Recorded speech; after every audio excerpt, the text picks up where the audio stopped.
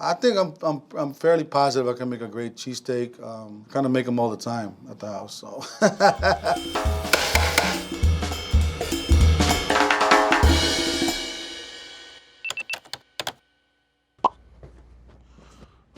All right.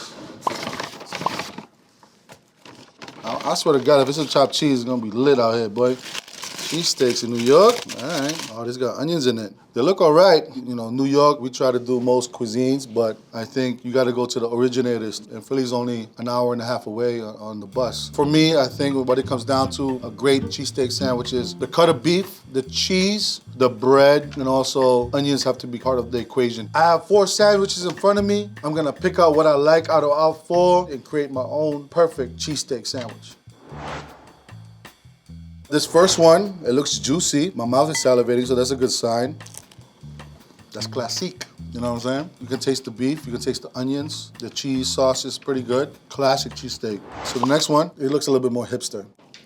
The meat is braised longer probably. It's delicious. It tastes like hipster blood. From what I know is they usually use sliced ribeye. It has great marbling through it. It's the part of the eye round of the beef, so it's the most tender. It's sliced super thin, seasoned pretty well with salt and pepper, and then, you know, hot griddle, chopped up real fine. This one is nice. It stays juicy too. Bread is what kind of bread you really want. A nice hard outside, but it's a soft inside. The onions is caramelized, so it's soft. The cheese is soft, the beef is soft. So you want that outside crust of the bread to give you that texture. Number 4, wow, this one looks like a bodega roll. This is the most mild from the crew. It's a little drier than the other ones. All right, so I think this beef right here gave the feeling of a great Philly cheesesteak sandwich. It is moist, it is tender, it's also seasoned pretty well. The first one is chopped up a little bit finer. They didn't want to overcook it, so they really started chopping it up real quick. This one is obviously sliced beef. I've never really had a cheesesteak that was sliced and went straight into a sandwich like that. I would eat at this place. The only thing I don't really like is the bread. It's a little too soggy for me. I would rather have it this guy or this guy, you know, these type of hero rolls. It's a bit softer. Looks like it's hand rolled, not as uniform as these other ones, you know what I mean? You want to have this kind of like hoagie style where the outside is hard, the inside is soft, so not only can you toast it on the plancha, but it can also hold up when you start biting into it. What I'm really looking for is a whiz kind of situation where the cheese itself is molding into the meat and the bread, and also at the same time, you can still see it. First and the second one really kind of took that on. It looked like they melted the cheese on the bread. So what happens is it only coats the top part of the meat itself. I mean, Velveeta is the way I would do it, you know what I'm saying? And just like season that up. Velveeta is a quick cheese sauce that you can make. If you have some American cheese, Velveeta, some milk and butter, you got cheese sauce.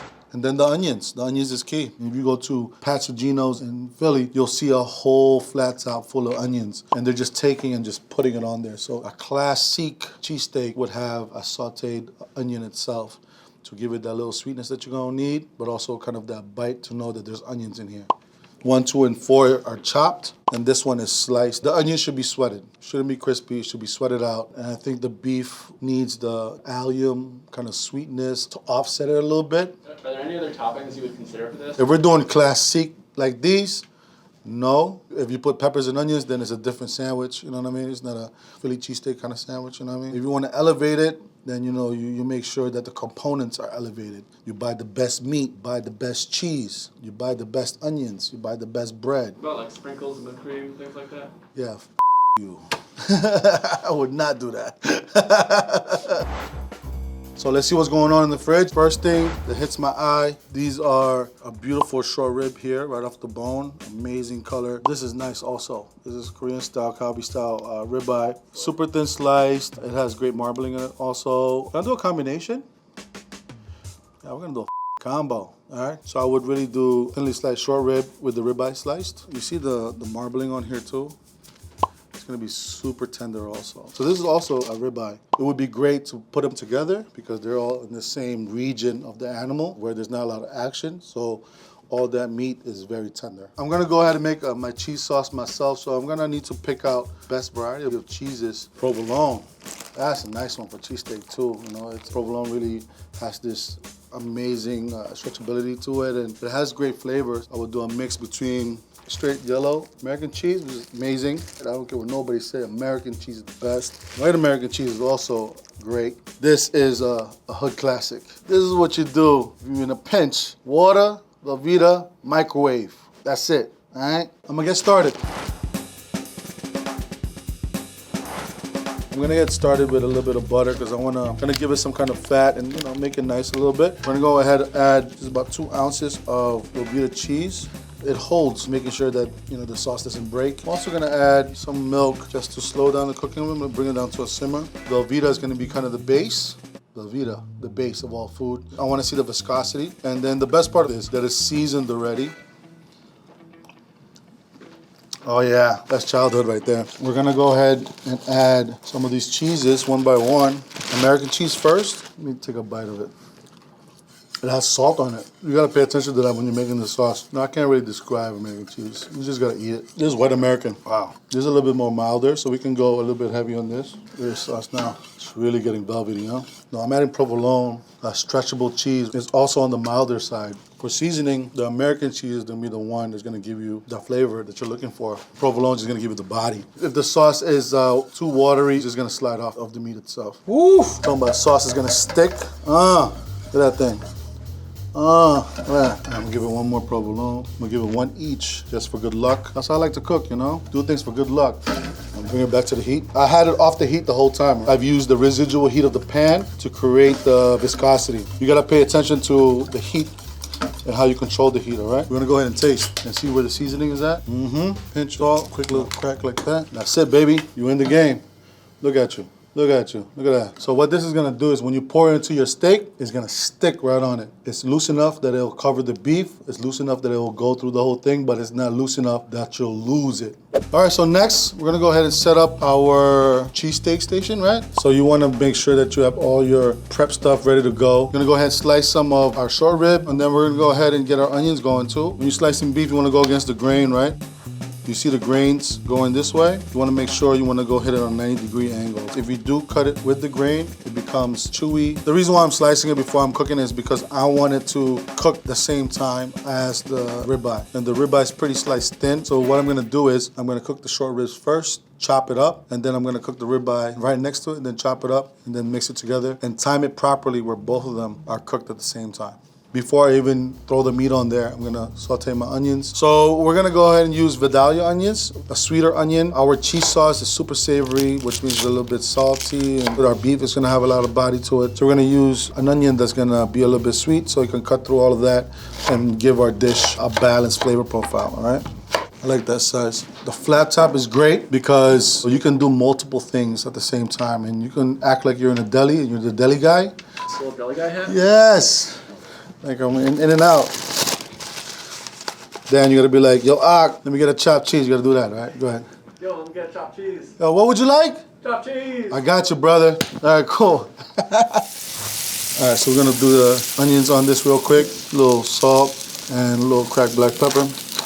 I still wanna have a little bit of bite to the onion. It's almost translucent here. I want no color on these, all right? That's key, no color. So I'm gonna go ahead and take them off. Let them cool down. All right, so I can choose bread next. One thing I'm looking for bread is, once again, a little bit of texture on the outside, softness on the inside. The bread that I chose is an Italian style roll, the bodega bread. I'm very familiar with this bread. I can make this nice and toasty. This is gonna absorb all the cheese sauce. It's also gonna hold it together well. What I like to do is take a little bit of the tip off, just to give it some kind of structured look. Right in the middle of this bread, you wanna give it a little landing pad, all right? Drop a little bit of butter. The butter should be bubbling like that. What I like to do also is, just for fun, take a little piece of butter and I like to just hit different spots of the bread. Gonna create this kind of nutty flavor. As you can tell, I can fit the whole roll in here. If you have an oven and you put this in the oven, what's gonna happen is this outside is gonna get cooked too. You're gonna get warmed up, and then the inside is gonna get toasty, and you're gonna have not what you want right now is this kind of toasty inside, but still soft outside, right? Because this bread, if you get it too hard, it becomes like kind of stale almost. Now our bread is toasty toast. Lay it down right here so we can build. And then we're gonna go right into creating our sandwich. We're gonna go ahead and take our meat. We're gonna go ahead and season it first. I'm gonna do the short ribs first because that's gonna take a little bit longer to cook than the ribeye. Creating a little bit of a Maillard reaction. I don't wanna sear it too hard because it's gonna overcook. I want to cut the meat now on the griddle because it will start cooking up faster. I'm gonna go ahead and drop our ribeye. Little trick. Put in a little water just to steam it out a little bit and slow the cooking process down. We're gonna go add our onions to cook it further. Right next to each other. A little oil. I'll go ahead and fold our onions into this. The onions and steak are gonna fall in love with each other and really get into each other's space, you know? I'm gonna taste too. That's good, man. I'm gonna put the bread back on just to warm it up and put a little bit of butter, because butter is love, you know what I mean? A little bit more salt on this thing. All right, our sauce is ready, okay? I'm gonna take a rag, because this thing is hot. Take your meat situation, you go right, woo-hoo-hoo! You know what I'm talking about, Zen? Out here, yo. I'm gonna open a bodega soon. Presto. Ooh, boy. In restaurants in Philly, they take a offset spatula and just put it spread over the top. They don't even weigh it out. What I'm really looking for is for the cheese to cover the meat and it's incorporated throughout the sandwich, and then I'm good. If I put it into the bread first, the bread will soak up the cheese and then the cheese will just disappear from it all. Slip and drip, slip, drip. You know what I mean? Look at that. Look at that. And then close it. Oh boy, look at this. Woo! Seems like she ready. Woohoo!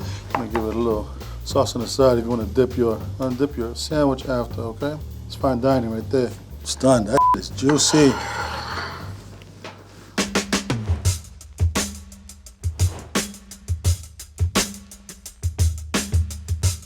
I got my sandwich here. I got my favorite one from earlier. I'm gonna go ahead and see how they pair up. When I cooked mine, and then I'm looking at theirs now, I feel like maybe the way that they kept it moist was they probably hit it with a little bit of chicken stock while it was on the griddle. I added a little bit of water, if you've seen that, to get like a steam situation. But if I had chicken stock, that would have been great too. That would have glazed the meat. I'm gonna go ahead and take a bite. Not bad, man. You know what I mean? Biting into it the second time, the bread works. I was a hater earlier. It just bursts in your mouth. I think I chose the right bread. It really soaked in the cheese. The bread's not too hard, so when I bit into it, it gave it that softness. The moisture is still there. It's toasted right here. And all the cheese and all that juices from the meats, it didn't really seep into this bread right here. And if you're looking for a little bit of texture, the toasty part is gonna give you that texture right there. Earlier, I wanted to have a hard outside and a soft inside, but I think this Italian style bread, hoagie style, is the way to go. I think my cheese has a viscosity that you're really looking for, where it's not too clunky, but it's not too thinned out. And that's what we were really looking for, is the cheese to be fully integrated in every single bite. It worked. It's all over the meat, it's in the sandwich, and it's juicy as hell. And the meat melted. It's gone now, melted. It just melted. So that combination of short rib and ribeye was a great choice. The short rib itself is giving me the texture that I'm looking for, and then the ribeye is giving me that melted fat. Together combined, it just all kind of melts away and disappears, and it's still really tender and moist. The onions are there too. I can still taste the onions. Sweetness coming through. Mixing it with the beef is a great idea because it really creates the harmonious bite that you're looking for, letting the beef kind of mold into that allium flavor.